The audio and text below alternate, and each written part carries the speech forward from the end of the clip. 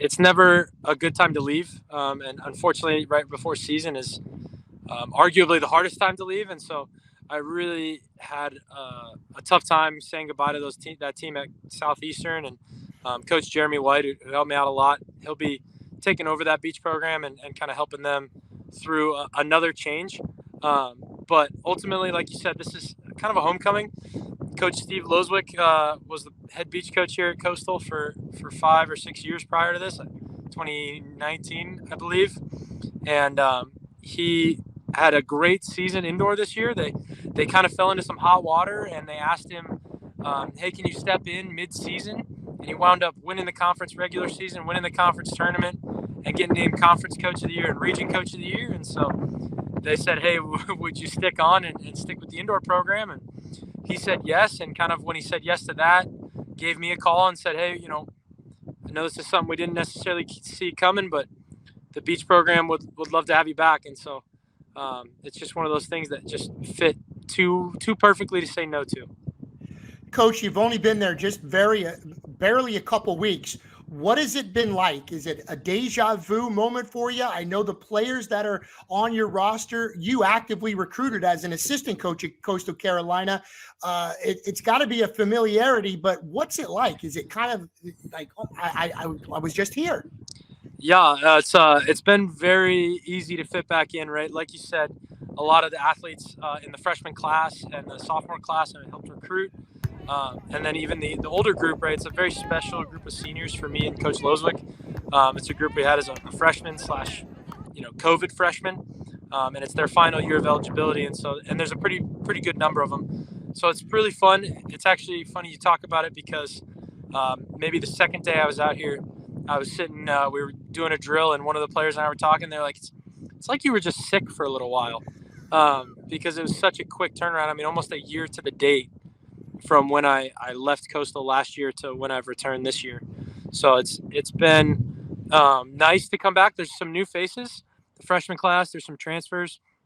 And then assistant coach Sarah Blomgren it's awesome to get to work with her. She's been a friend for a long time.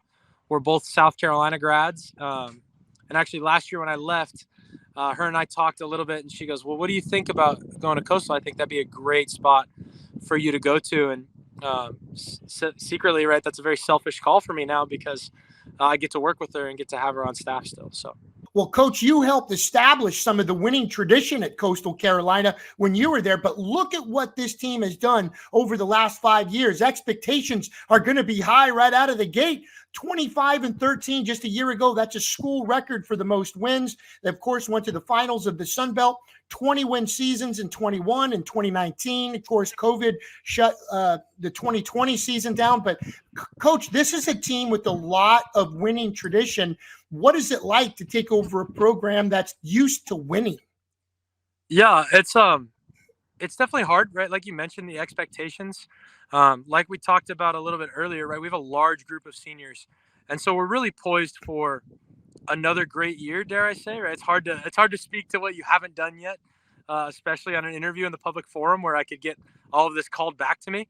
Right. But we do have a group that's really worked so hard, right? They started that 2020 year off so hot. And 2021 was kind of their first full year. We were playing in the A-Sun. We had an awesome season.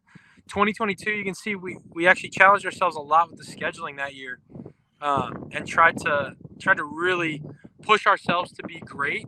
And we wound up suffering some really tough injuries throughout the season. And I mean, still 18-16 is by no means a bad year.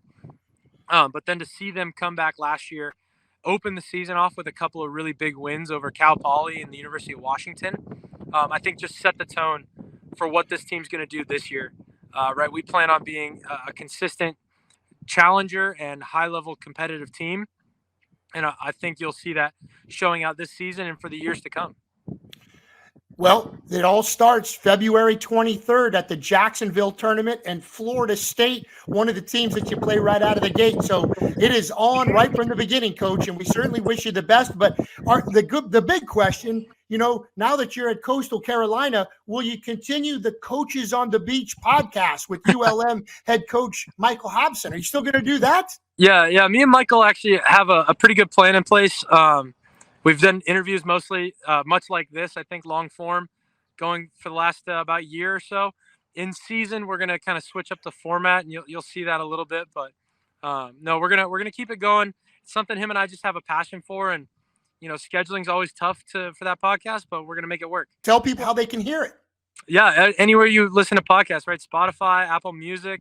We have a little Instagram account that'll post the new episodes weekly, and you can see who we had on or what we're talking about and catch some of the highlights. But almost a year coming up. We got get through season, and we'll be at 1 year of doing the pod. So we hope to keep some consistency there. Well, you should be the featured guest. I would think this next episode.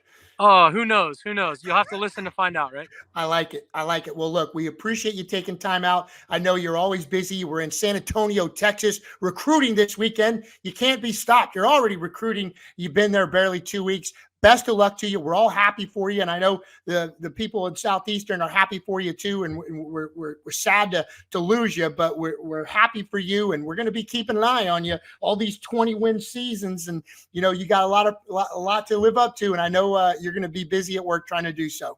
Awesome. Thanks so much, Erica. Hopefully, we'll run into you in the VSN crew somewhere this season. That would be great. Congratulations. Thank you.